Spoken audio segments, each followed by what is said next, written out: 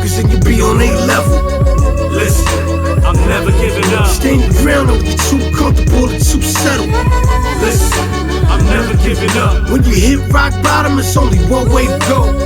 Listen, I'm never giving up. Everybody got problems, how you handle them, no. Listen. Hey, I'm John. I'm Jonathan. Welcome to the Formula. Hey guys, this is a very special episode for me because we are very excited to have our next guest to the Formula. We have a specialist in emotional intelligence communications. She's an entrepreneur, visionary, author, and a dear friend of mine. Please welcome Miss Emotional Intelligence herself, Brittney-Nichole Connor-Savarda. How's it going, Brittany? This is John. Hi. Hi, guys. Yeah, we're very excited to have you, Brittany. Shoot, man, I've known Brittany for quite some time. Y'all go back? Yeah, we go back like, 4 years, Britt? Three, I 4 think years? it's going on 5. Maybe actually. 5? Yeah. Yeah, man. So we've known each other and we've, we worked together professionally, and just when she came onto our team, it was like a breath of fresh air, like real talk. Like she was the young energy, and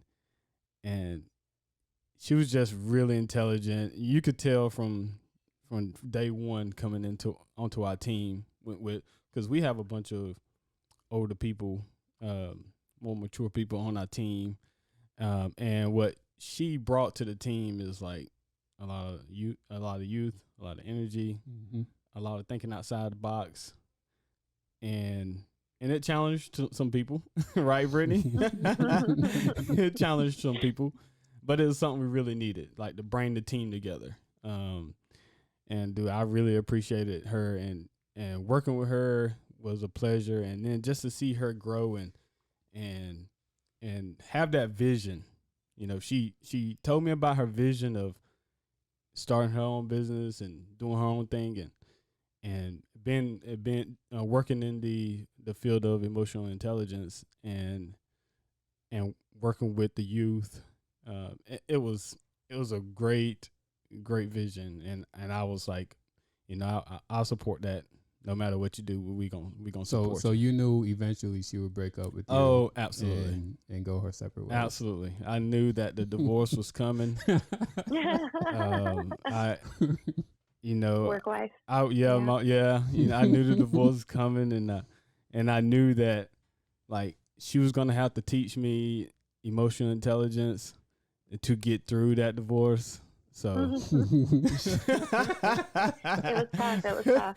Yeah, it was tough. It was a process, and then she had to let her fly, and she is doing great, man. You can really see what she's doing because she's out there.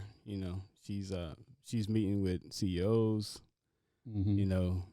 She has CEOs as mentors, right, Brittany? Yeah, I've got some great mentors. It's awesome, man. Just to hear her story and what she's done to get to where she is right now. Cool. So let's get into it. Brittany, can you explain to us what emotional intelligence is? Sure. So let's take it back a bit. So emotional intelligence has been around since the early 90s. So 2 founders, Peter Salovey and John Mayer, not the artist John Mayer, different John Mayer. I was going to ask. So they coined the term back in, I think it was early 1990. But most people know of Daniel Goleman as being the quote-unquote father of emotional intelligence. But really, Daniel Goleman was just studying their research and then wrote the book Emotional Intelligence, and that's why Daniel Goleman is kind of known for emotional intelligence, even though he's not the founder of emotional intelligence. So emotional intelligence has 4 primary components: so self-awareness, self-regulation, social awareness, or social management, and empathy. So those are the primary components, and different people break it down in different ways, but it's all essentially the same. It's pretty much understanding your own emotions, the source of those emotions, how your emotions and reactions are impacting other people, having a realistic perception of yourself, which a lot of people struggle with. So do other people view you the same way you view yourself? And then can you pick up on those social cues from others and be able to genuinely and authentically like empathize with them, not sympathize? Because that is, in essence, what emotional intelligence is. That's awesome. And what drew you to this field? I was crazy. No, I mean, I struggled for the longest time. Like as a kid, I suffered from anxiety, like severe anxiety. And I was always told, like, it's just part of, your genes. My mom, my aunt, my grandma, like everybody in my family, my cousins suffered from anxiety or depression, and everybody was on medication for it. So I just thought, oh, well, that's exactly what I need. I need medication. So my mom took me to the doctor. I got put on anti-anxiety medicine at the age of 15. Mm. And I just I noticed I took my problems out on everyone. I was never the problem. Everyone around me was the problem. And it wasn't until I got into a new relationship, moved to a new city, that I realized those problems followed me. And I was the common denominator. Like I was the common issue there. Like it wasn't the people in my past. And then I had to come to terms with that. For a while I denied it. But then I started to have severe panic attacks in my early 20s, and they would be triggered out of nowhere. And it felt like I was dying. I remember driving down a road in uptown Charlotte, and my vision started to go black while I'm driving, and I couldn't see.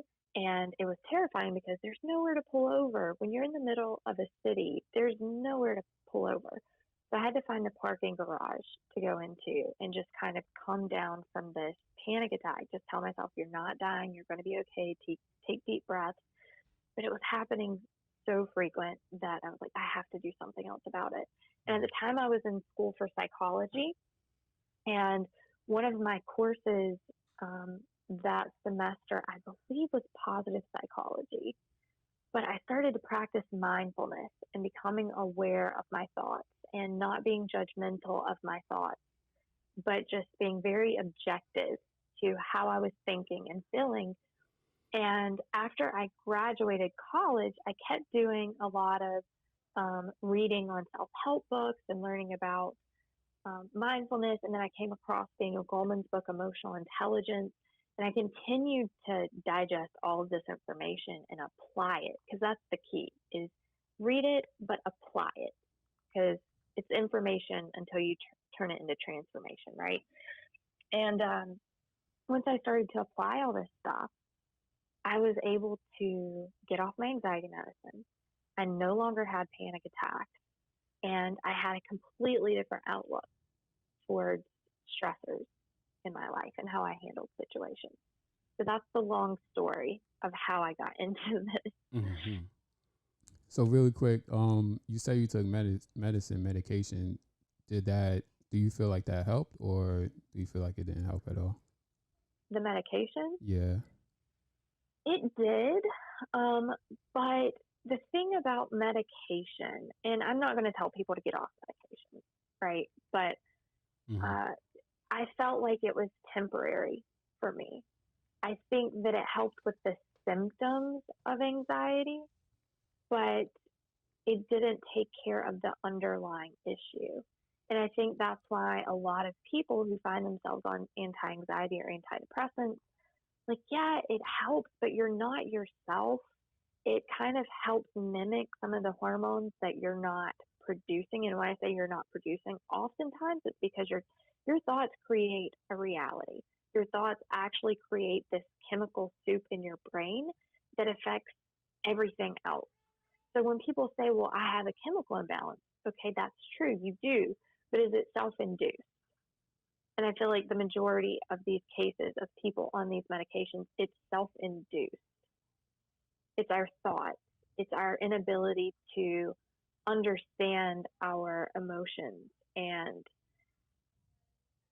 having a negative perspective of the world. It will create the unpleasant feelings that we have. Mm-hmm. So for me, it was a temporary solution. Mm-hmm. It helped, but it wasn't solving the problem. Yeah, and this it's one of the major themes that continue to come up, and you mentioned it a few times, is and one of the pillars of actually emotional intelligence is self-awareness. And I think that's one of the biggest things that we have to do, because we all have gone through something in our childhood that affect us forever, for the rest of our lives, right? Some type of a trauma, albeit from a parent or family member, or just an experience at school with our peers. But we have to be self-aware of those things that happen to us, and be self-aware that we do have a situation or a mental situation that we do have to deal with. And I think that's one of the major things that we have to really deal with. It's so funny because people try to control things that they can't control, but they don't try to control the things that they do have control over. So they try to control the situation, but they don't try to control their reaction to that situation. And it should be the reverse. Right. And that's something that very successful guys told me all the time, is you can control your actions and your attitudes. Yep. You can't control anything else. Right? Yep. And, just listen to your story, your background. I know a lot of this, but just listening to it, and then it brought back the day at work. It brought back that day at work when you did go through that episode, I will call it. Can you recall that day and how that made you feel? And because it was at work, and can you recall that day, how you made you feel? How did you come out of that? Which episode are you referring to? I didn't know it was multiple. Just when we had to call the ambulance out.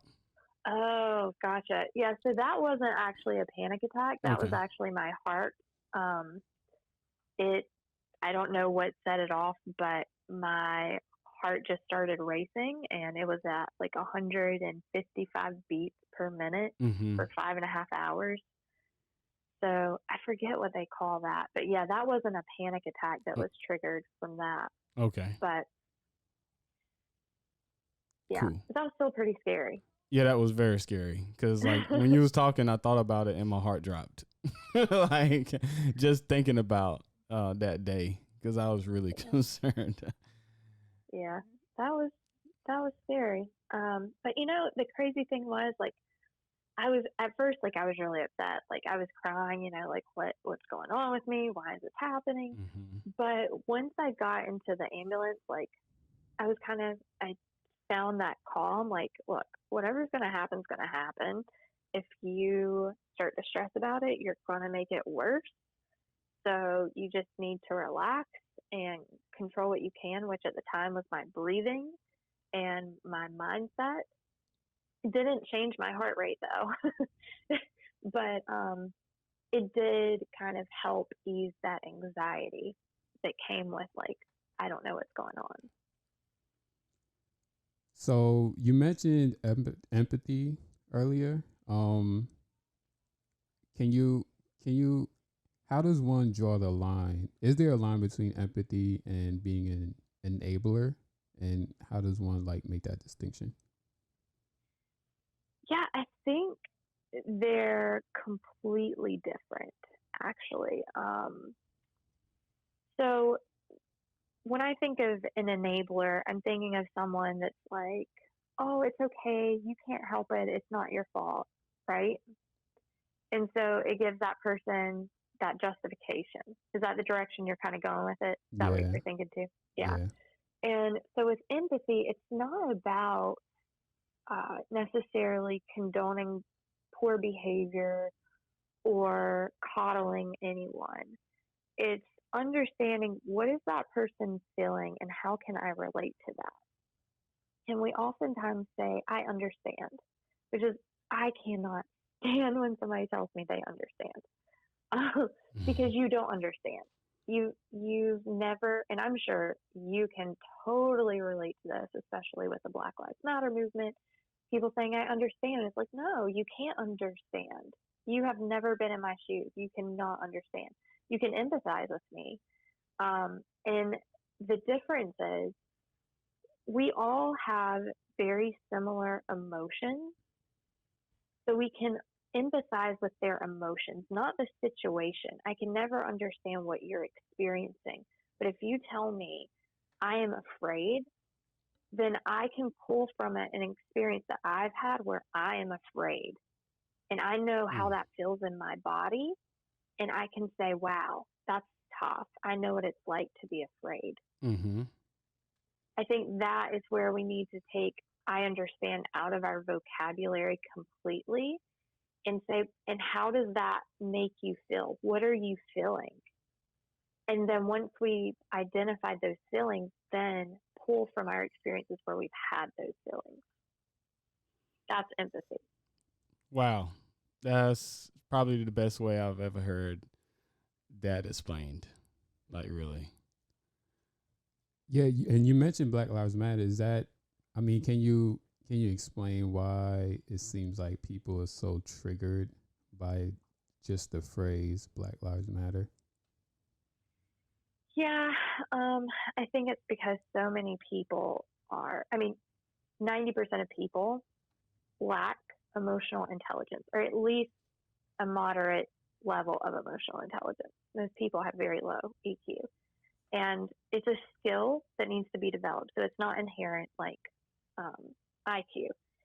And I think that we've been taught at a very young age that this is what you should say, this is how you should react.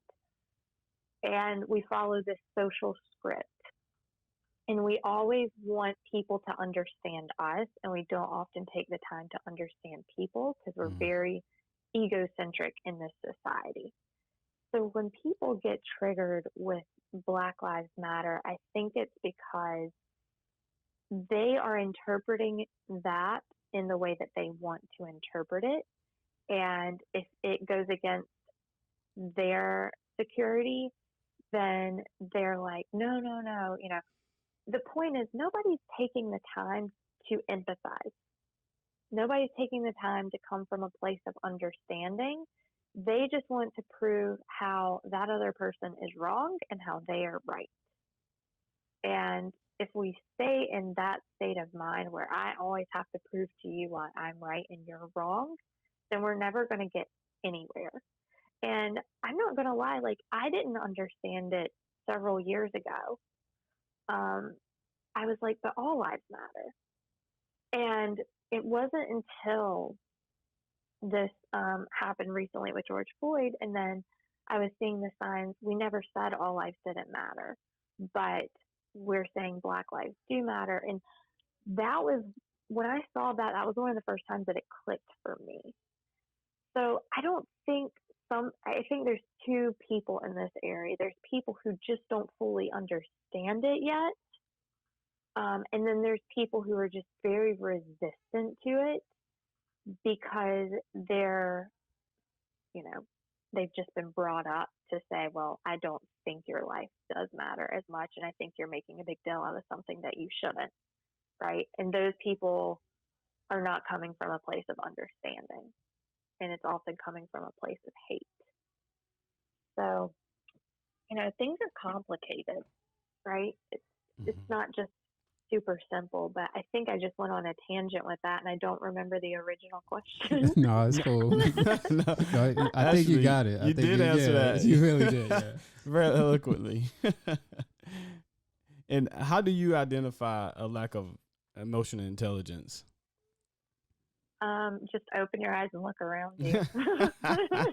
I mean, you said 90%. You said 90% Yeah. of us lack emotional intelligence. Lack moderate or high emotional intelligence. Most people have low EQ. Mm-hmm. And I had low EQ before I started practicing it because, again, it's a skill set, right? And we're just not taught how to be emotionally intelligent. And people don't want to hear that they have low EQ because they're like, no, I have high EQ. Well, most people that say that probably have low EQ. And low EQ, like if you've ever heard someone say whatever they want to say, like it just flies out of their mouth. They're like, well, it's my right, it's my freedom of speech. But then you say something and they get super offended. That's a sign of low EQ. Like they feel like they can say whatever they want, but you can't say whatever you want to them. Or they'll say, I don't care how you feel. I don't care what you think. That's not my problem. Any of those phrases is a sign of low EQ. If you can't hold or if you can't manage your anger appropriately. So suppressing is not managing anger. That is just another negative way. You're internalizing it instead of projecting it onto other people. So suppression or projection of our unpleasant emotions is also a sign of low EQ, not having an accurate perception of yourself. Have you ever been talking to someone like at a networking event? I know none of us like have really experienced that recently this year, but you're talking to someone and you have to go. And so you start positioning your body like you're turning away from them and you're hoping they're going to pick up on that social cue, like, okay, I got to go now. Like you're turning away and they just follow you and they just keep talking because they lack that social awareness and self-awareness that this person needs to go. So there's so many signs. Like there's a laundry list of signs of emotional or a lack of emotional intelligence everywhere. Calling people names. I mean, if you just look at politics these days, like I don't think anyone, and I'm talking about both sides of the aisle. Absolutely. I think both sides of the aisle is lacking. You have one side that is very outspoken and says whatever top of mind, but emotional intelligence can also be very manipulative, right? So I think it's on both sides of the aisle, and we need to demand change instead of saying, well, we got to pick one of the lesser of the two evils. Because if we keep doing that, then we're headed down a bad path. Yeah, because it seems like each of the last couple of elections we've been saying the lesser of the two evils. But we're electing the lesser of the two evils. But they're both evil. So it's like, that's are we getting anywhere if they're both evil? So, that's what I'm saying. Like, we elected those two to be right. competing to be the lesser of the right. Yeah. Doesn't make any sense. Doesn't make any sense, man. We're as a nation, we're but lacking. People feel like they have to. They feel like they're stuck. Like, well, I don't have a choice. You do. Right. But it takes like a large majority to realize we don't have to deal with any of this. We, the people, make up this nation, not these elected officials, right? And until we wake up to that and start really trying to make big change happen, we're just, I have a lot to say about that, but that's not what this conversation's about. So. I'm going to make this conversation about me a little bit, okay? Sure. Because that's a big problem of mine. Like, well, not that, but a big problem of mine is I feel like just talking to you about this and everything, I feel like I have that moderate emotional intelligence, right? And when I deal with people that don't display that same intelligence to me, it changes my outlook on them, and it changes the way I react to them. So if you're talking to someone like me and you're coaching someone like me, like, cause I'm reactionary. I'm very nice, and you know me. I'm very nice to people. I go out of my way to make people feel comfortable. But then when I spend enough time with someone and I see that they're not appreciating what I'm doing for them or doing for them to make them feel comfortable, and the things that I'm doing to try to further our relationship or whatever like that, I then say, okay, so you don't care, I don't care. So what's that deficiency in me?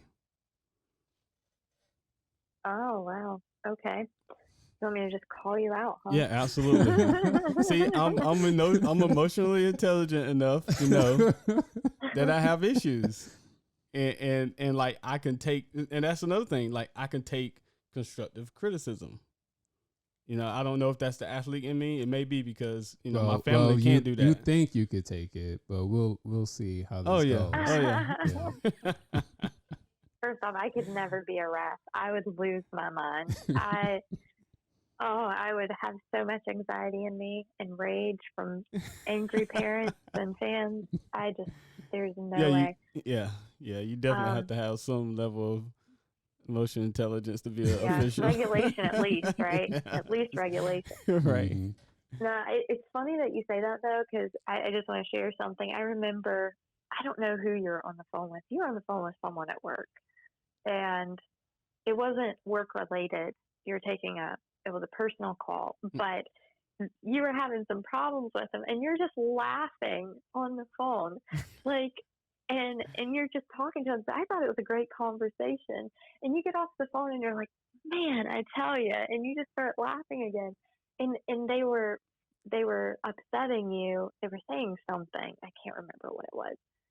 But the way that you handle that, I'm like, there's no way that I could laugh at that. And you weren't doing it in a mocking way. You just thought it was amusing that Right. these people could be so ignorant. I wish I could handle it that way. So you've got me on that one. That gets me in trouble too, though. Oh, really? Yeah, oh, absolutely. My laughter gets me in trouble a lot. Oh, wow. That surprises me. Interesting.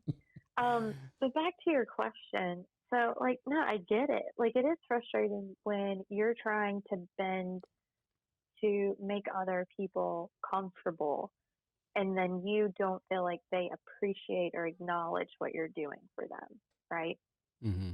And in a sense, and I know you're a very selfless person, but in a sense, whenever we do stuff like that, and then we have that expectation that they show us appreciation. In a sense, that is a bit selfish, right? Mm-hmm. Because we're not accepting that regardless if they change for me, I'm doing this for them without anything in return expected.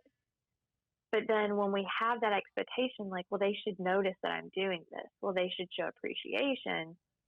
Then it kind of goes back to the ego. Mm-hmm. But what I would say, because I feel the same way, and I feel like it's supernatural to feel that way, is having that conversation. So instead of letting that turn into a potential negative narrative where you start to have resentment for that person, just saying, look, I feel like I'm doing this and I'm not seeing that in return from you. And I don't know if you're aware of that. I don't think you're doing it intentionally, but it does make me feel a certain way, whatever, if you want to label those feelings. It does make me feel X, Y, Z whenever I feel like I am bending, and you're not meeting me halfway. And go ahead and addressing that when you start to feel that, because that will prevent that resentment building up inside of you towards that person. Okay. Because then we can spin stuff in our heads like, well, they're this kind of person, or they're doing it intentionally, and we have no facts to back that up. We have no evidence to back that up. We're just making these assumptions, and that can get us in trouble. Mm-hmm. Absolutely. Well, thank you for psychoanalyzing Jonathan for us. I really appreciate that. Yeah, happy to. So just like Jonathan came to you for help, when people come to you for help, what's the most common question or common issue that people come to you about? I think now it's just stress and anxiety and the fear of the unknown. They want to be happy. They don't want to be stressed out. And then it's weird because there's only a select few that actually continue to work with me, because once I tell them that it's kind of their responsibility to change that, like, so why are you allowing yourself to be anxious? Why are you allowing yourself to be stressed? They're like, I'm not doing that. This is doing that, and that's doing that. Like, so how do you explain that two different people can address that in two different ways, or have two different perspectives, right? If a situation stresses you out, then that situation should stress everyone out. So it's really, you're allowing things to stress you. You're allowing things to make you anxious. You are allowing that to happen. Mm-hmm. So once it becomes their responsibility to change that, a lot of people will just completely drop off because they don't want to deal with it. They don't want to realize that it's them that has to change, not someone else. Man, that's money. That's money. And I'm telling you guys, if you're enjoying this, please go and get her book. Her book is coming out very soon. It's the EQ Deficiency. I mean, yeah, a month from today. Yes. But you could pre-order it, right? Yeah, it's available right now for pre-order on Amazon. Yes. So definitely go out and get her book.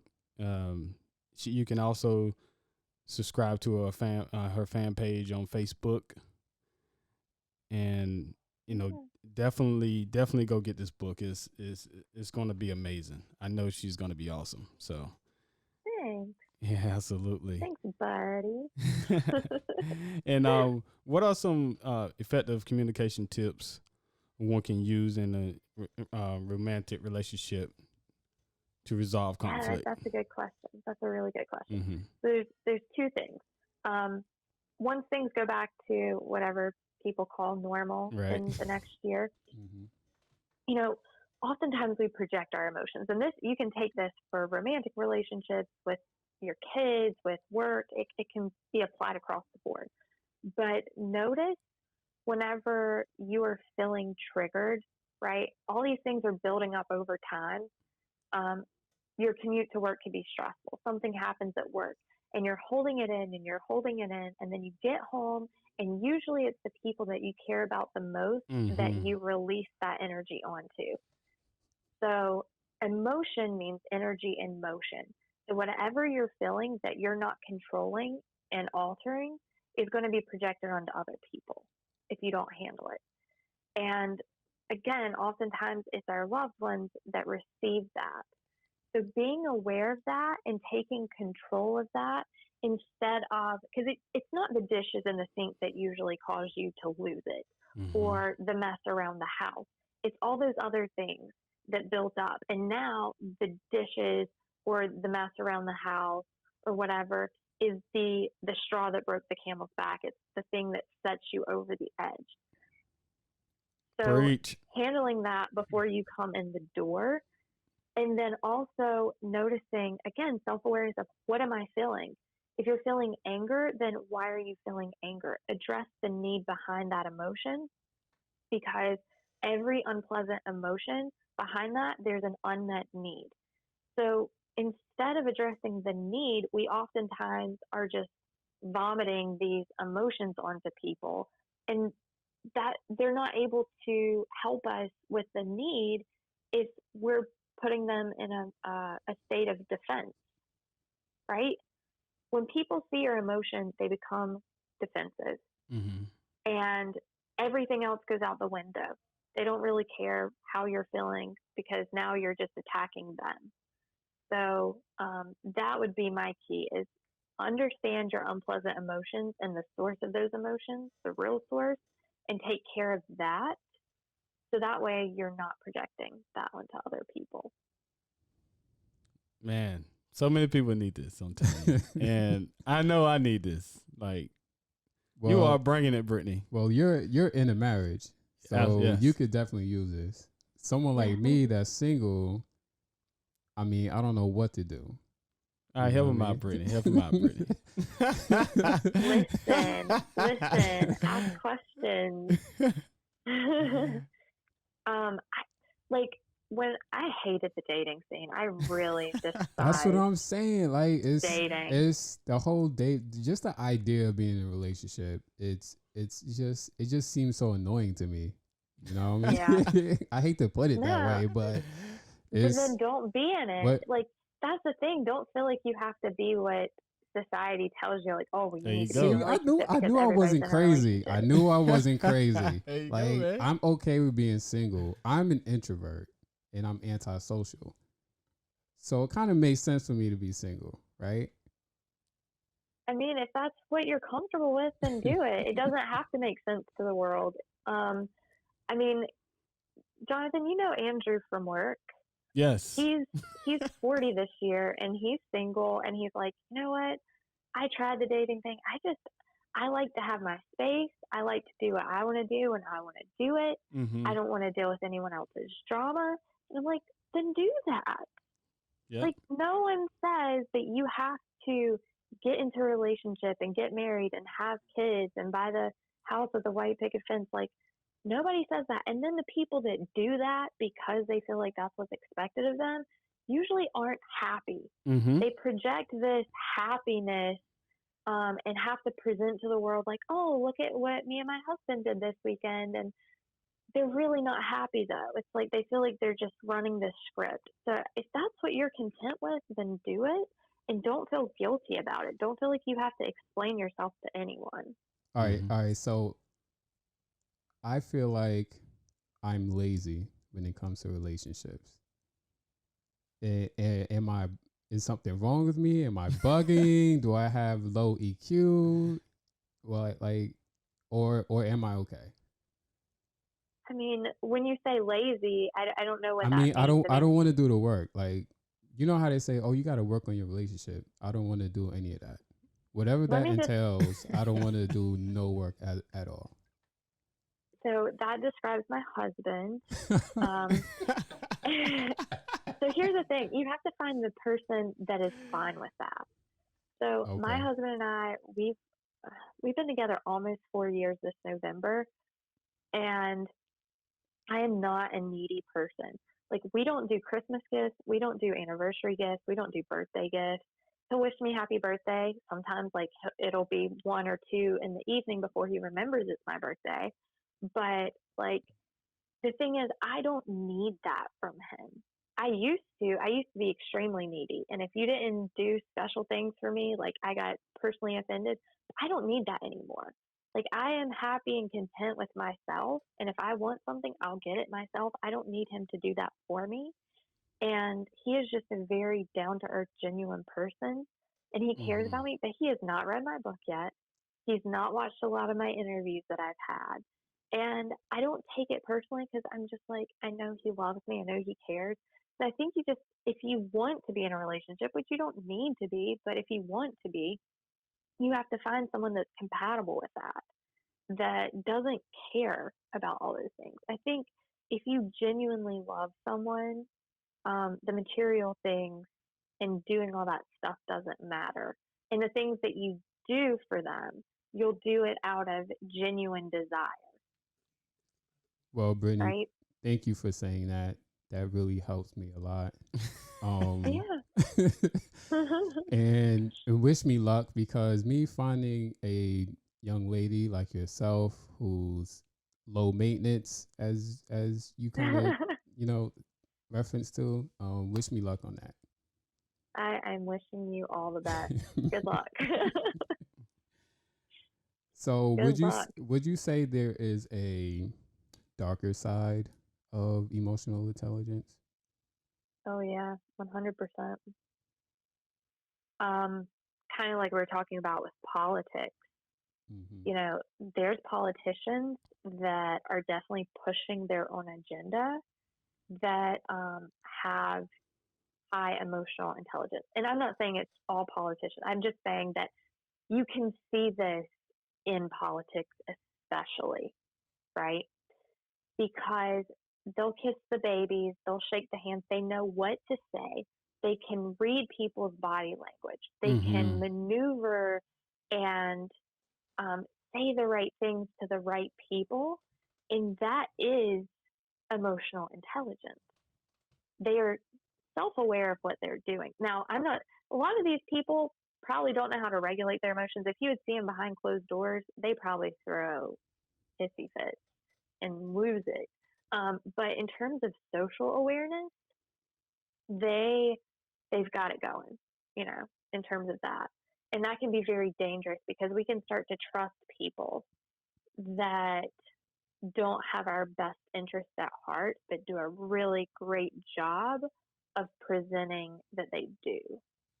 So I would say that would be the darker side of emotional intelligence. And that's why, if you look at my book, the subtitle is How Emotional Intelligence and Compassion Can Change the World, right?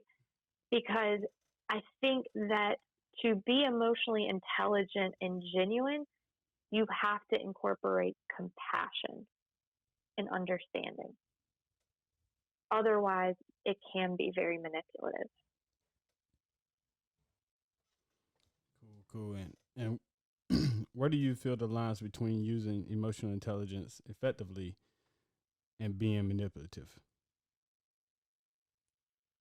I mean, anytime you're doing it to get what you want out of someone or to get someone to change their mind and be persuasive, but not in a way that's helping them, but in a way, again, that's very selfish. Making people feel bad about certain things, like just manipulating other people's emotions.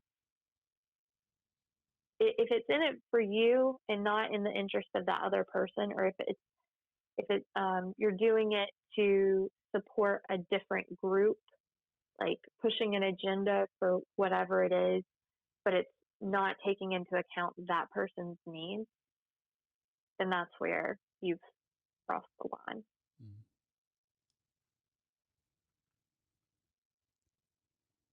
All right. So, what are some of the major differences in using emotional intelligence in your personal life as opposed to your professional life, or is there like some overlap there?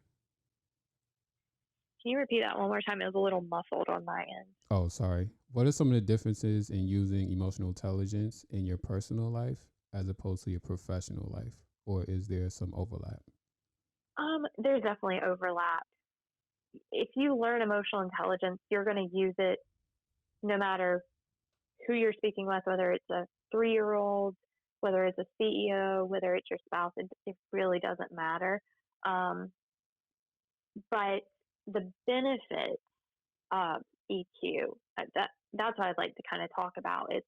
This is a very intangible skill. And that's why it's super hard for a lot of businesses and CEOs to take it seriously, which now, especially with this pandemic, I was speaking with other people in my industry and they're like, my business just like blew up during this pandemic because now the house is on fire and people need what we offer. A lot of people try to say, I don't need that. I don't need to bring emotions into business, right? I just need to be analytical. And well, here's the thing. We're emotional creatures. We have to pass the emotional brain before we can get to the rational brain. That's just the way our brains are structured. So if you want to be a high performer, if you want to have, if you want to get a higher return on investment, employee engagement, if you want to manage your retention levels, then you need emotional intelligence to do that. You can have $1 million business without a lot of EQ, but that same business turned over to someone that has high EQ could be a multi-million-dollar business just versus single digits, right? EQ is a turbo booster. So a study, it was done in like 2009, so it's, 11 years old. I think they interviewed like 42,000 workers across various industries. And they found that on average, people that had high emotional intelligence earned an average of $29,000 more a year than those who did not have high emotional intelligence. So if people need extrinsic motivation to be emotionally intelligent, there you go. They also outperform people with IQ by 128%. And they're just more resilient So they bounce back from situations far more quickly than those that don't. And so when we're experiencing these states of stress and anxiety that we have today, and that could be a commute to work, getting stressed out, so that releases cortisol in our bodies. And that cortisol is a stress hormone. But when we are in that state of stress, our rational brain literally checks out.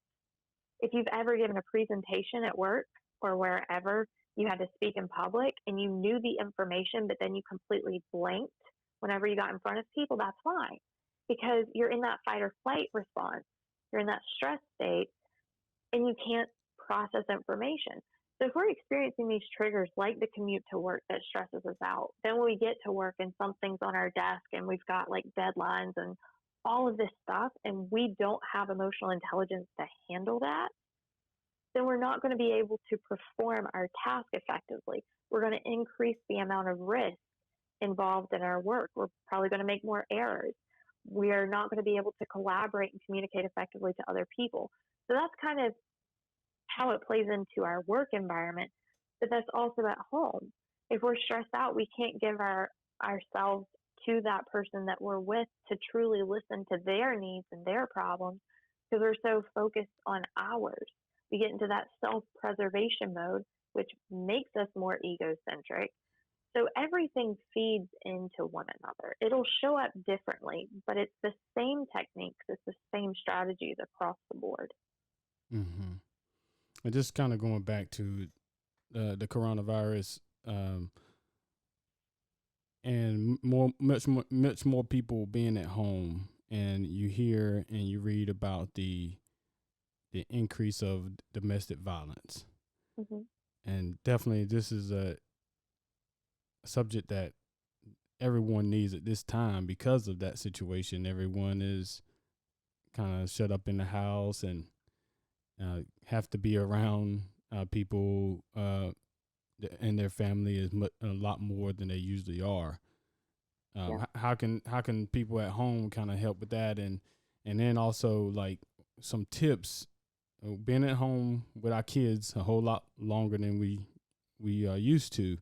Some tips that we can actually teach our children about emotional intelligence.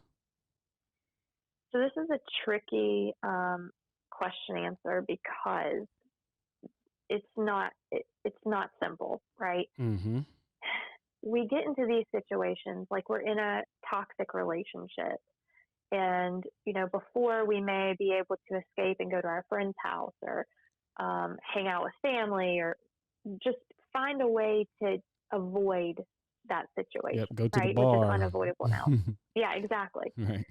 And we can't avoid it now. So now we're stuck. But not only are we stuck with that person, we're stuck with ourselves. And I think that's really hard for people is because we try to escape ourselves too. And we don't want to deal with these underlying issues that we have. And we're forced to look in the mirror. And that can be very unpleasant. And then because we don't have emotional intelligence, we project all of those insecurities, all of those feelings of ourselves onto other people. So to say, how do you manage that? If both people in the home lack that emotional intelligence, which in relationships where there is domestic violence, I'm going to say that both people lack, because you have one person who doesn't realize that they're worth more to get out of that relationship. And then you have the other person who is the instigator who lacks that awareness that they can't control their emotions. So it's on both parties.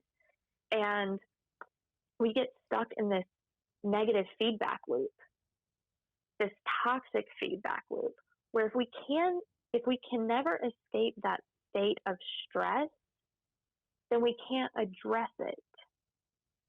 So to say, like, what tips do you have? That's really hard for me to say because I could say, well, become more self-aware, label your feelings, but they're not in an emotional state to address it. So it's like you have to, if you stay in the environment that you're in, you're never going to be able to get anywhere else. It's like if you have a cup of muddy water, until you start to replace that muddy water with clear water, it's going to stay muddy, right? So, as much as I want to give advice on that, it's really hard to do because it's so complicated, and I don't want to give people a false sense of hope. But Mm-hmm. I would say start to become self aware, start to value yourself, take control of yourself because you can't change the other person. And once you start developing that awareness for yourself and that compassion for yourself, then you'll realize that there's more and you can get out of that Mm-hmm. situation. In terms of kids, well, all of us, we model people that we look up to. So when I tell parents how they can bring EQ into the family environment and how they can teach their kids emotional intelligence, if you're telling your kid to identify what they're feeling and address that need, but yet you're yelling at them and you are modeling poor behavior, then nothing you say to them is going to stick. Mm. So the parents have to develop their emotional intelligence before they're going to see positive results with their kids. That's awesome. That's awesome. That's something that my wife works with our kids like a lot, is expressing their emotions without being really upset, because that's kind of the way she was brought up, and the way she had to deal with her emotions was inside, and myself as well. Like a Yeah. lot of in our community, we have to actually hold those emotions inside. So when it is time to express our emotions, you may get it the way that you don't want it. It may be Right. it's very negative most of the time, and it's great. My wife does have a lot of emotional intelligence, because she recognizes that and recognized that in herself, and she teaches and talks to our kids all the time about like really expressing your emotions with your words, and really getting that out so people can understand how you're feeling and not have to guess how you're feeling Yeah. because of the way you're acting. Definitely. Yeah. And I'm glad you brought up suppression, because a lot of people think, well, I don't show emotion. I don't have emotion. You do, but you're suppressing it. Mm. So you're having it, but it's at a subconscious level now. And we run off of 95% subconscious and 5% conscious mind. Mm. And so it manifests in the body, and we may not even be aware of it. So if you have neck pain, back pain, if you have arthritis, all these medical conditions that we have, and some people think this is really woo-woo, so that's totally fine if you don't believe in it. But there's a lot of research that's been done where people have these health conditions, and they've been suppressing their emotions for years and not effectively dealing with trauma that they face. And then when they go out and maybe go to a weekend retreat or a week-long retreat where they meditate and where they're given permission to express how they feel, those health conditions either subside or are completely gone. Because our thoughts create our reality. They really do. And if we have negative or toxic thoughts, that releases neurotransmitters in the brain. So all these chemicals in the brain. Those chemicals tell our bodies how it should react. And it affects us at a very cellular level. People just really don't realize what they're doing to themselves when they suppress their emotions. It's going to manifest one way or the other. Well, I do not suppress my emotions when I'm driving to work and I have road rage. Yeah. So how can emotional intelligence help me with those stressful moments when people just act like they don't want to merge onto the highway and they're like going 35 miles per hour and the speed limit is 65 and I don't understand. Okay, let me just stop right there before I go off. That's do you funny. have some tips to help me out with that? Yeah. So you know what I absolutely despise people saying whenever they tell you like how to manage road rage? They say, well, just think, maybe they're going to the hospital. Maybe they're, there's an emergency they're trying to get to. The chances are that's not true, right? Right. Right. It may be the case in some instances, but and this is like my lack of. I mean, I am not 100 out of 100 for having emotional intelligence. Like I have high emotional intelligence, but I'm definitely not a perfect score. And so I'm like, no, I refuse to think that way because the chances are likely these people are just a-holes, driving down the road, just not caring what anyone else is doing, not Mm-hmm. putting anyone else's. So I totally understand that. And it enrages me too. But what I do now is I say, how is this impacting me? So am I going to allow this person who is not self-aware to ruin my day? Mm. Because what's going to happen is I'm going to get tense. I'm going to get angry. It's going to put me in a bad mood. And it's setting my day up to start off on a bad foot. And so, yeah, they cut me off. But now I'm allowing them to impact me long term. I'm allowing that to carry over into my day. And so that's the question I ask myself. Am I going to allow them? I can't control that situation, but am I going to allow them to affect me? Because this is doing harm to my body. It's putting chemicals like cortisol and all these stress hormones in my body that's going to affect me. Am I going to allow them to do that? And that's what I tell myself. That's And awesome. that helps me calm down. Man, you're just throwing gems.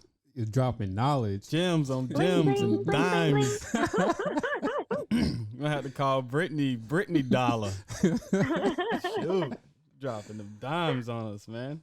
Yeah, so you want to tell us about your book and then tell us about any other upcoming projects you have? Sure. Thanks for allowing me to share. So yeah, like Jonathan said, it's called the EQ Deficiency. It is out. Well, it'll be released on September 23rd, but it is available on Amazon right now. And it talks about, so it's, if you've read any other books on emotional intelligence, this one's totally different. And that's what I love about the book. That was my mission in writing the book, is not for it to just say, this is emotional intelligence and this is how you develop emotional intelligence. Because there's so many books out there that do a great job of that already. What my book does is it looks at current day situations, things that we may label as this person was psychotic or this person is crazy. And it shows you the correlation between their actions and a lack of emotional intelligence. So when you see these events where people just snap, right? Like in Concord several years ago, this guy got shot in the leg because him and his mom walked into the movie theater. People were in the seats that they purchased. They asked them to move. The guy that was sitting in the seat just got up and shot him in the leg. Mm. It's like, that's not a crazy person. That is someone who has all these emotions that they have not effectively managed. And you say, well, that's ridiculous. We can't let people get away with that. It's not about letting them get away with it. But if we want to see a change in our system, we have to start looking at mental health. And mental health does not mean psychosis. It doesn't mean that it's something we can't manage. Just like if we're obese or have diabetes, oftentimes we can fix a lot of that with our diet, right? Mm-hmm. Same with mental health. If we're feeding ourselves negative thoughts and not knowing how to manage things effectively, like our emotions, and control them, then we can create our own mental health issues. We can also fix those. So it talks about that first, like how did we get into this toxic state that we're in today in our society? And then it goes into looking at how our mind works, the biology behind it. And then it talks about how can we then be a catalyst for change? How can we start to apply these strategies into our life? So it's a 3-part book that kind of guides you through all of that. So yeah, I'm super excited. I've got some great feedback. I sent it out to 20 leaders and entrepreneurs and people across the U.S. and some in Canada as well. And I've gotten some really good feedback on it, which is amazing because they've been applying it at work, they've been applying it in their personal lives, and they've been applying it with their families. So it addresses all of that. That is awesome. We are very proud of you, Brittany, for sure. Please reach out to her if you guys have any questions. Please hit her up on Facebook at Brittney-Nichole Connor-Savarda. Yeah, it's a whole it's a mouthful and it's spelled all funky too. So please reach out to her. Follow her. She has a ton of content. She's always dropping new knowledge, new content. Please reach out. A lot of people is reaching out and having her on their show, having her on their podcast. So you're definitely getting a treat. She was also on WCNC Charlotte, on Charlotte Today. Okay. And, that was pretty dope. Okay. So she's definitely out there, and the information she provides is very, very, very much needed, because at this state of America, I'm telling you, you're in a good crossroads, Brittany, and where we are in America, because we all need this right now. Yeah, it's a little overwhelming too, because it's like, that you're sitting on gold, but nobody else sees it. They just see it as coal. Like, how gold, before you polish it and get all the stuff around it, it's just black, right? I think that's what people see, and it's like, no, but I have this gold. You need this. Like, right. This is what you know. No, I don't need that. Right. Yeah, so it's frustrating, but it definitely is needed, for sure. Well, but thank y'all so much, John and Jonathan, for having me on the show. It's been a pleasure. It's so good to hear your voice again, too, Jonathan. Absolutely. Well, Brittney-Nichole Connor-Savarda, thank you for coming on to the podcast. Really appreciate it. You could follow us at The Formula Production on social media, Instagram and Twitter, and hit us up on YouTube at The Formula. Yes. And 100%. Feel free to like, subscribe, share. And Brittany, can't thank you enough. And Brittany, where are you out on? You on YouTube? YouTube. Twitter. I have a podcast. I never use my Twitter. Like, okay. I have a Twitter, but I just never use it. I'm not a Twitter bird. But yeah, Instagram, Facebook, YouTube, and then the podcast. That's pretty much my areas. And everybody can get that book on Amazon, correct? Yep. We'll try to put the link in our description box. And we'll be giving away 3 books as well. So you guys give us some comments below. Let us know how this have impacted your life. Let us know what you guys like and what you guys got out of this, and definitely we'll choose 3 of you guys to get books to. Oh, thank you. That's so kind. No problem. Yeah, this has been awesome. You guys are great. That episode about sushi, though, I tell you, I had to get sushi after that. I miss sushi. Jeez, I miss sushi. That was our joint, yo. That was our joint. And that was my first time, and we haven't gone since. So we need, everything shut down. Because it's shut down. Yeah, but we need to go back at some point. Yeah, absolutely, absolutely. So you can confirm that was sushi that I was eating. Yes. Okay, cool. That was our favorite spot, right? Yes. God, once now you Brittany can eat me, too. It was just, I can put away some food. Remember when we down. went to Chima? Say it again. Remember we went to Chima? She ate us out in Chima's, yo. Like, Brittany? It was all guys. All guys. It was Brian. Who else was it? Brian, Jonathan. Scott? Yeah. Scott wasn't there. No, Scott wasn't there. Yeah. And I was like, I'm going to beat all of y'all. I'm going to get the most food. I'm going to get the most plates.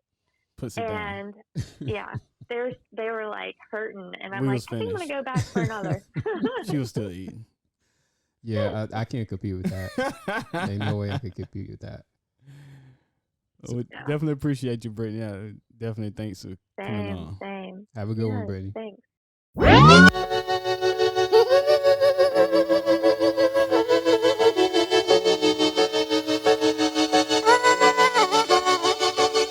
Don't ever let them bring you down, cause then you be on a level.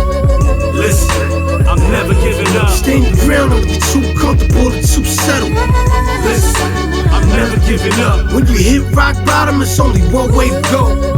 Listen, I'm never giving up. Everybody got problems, how you handle them, no. Yeah, listen.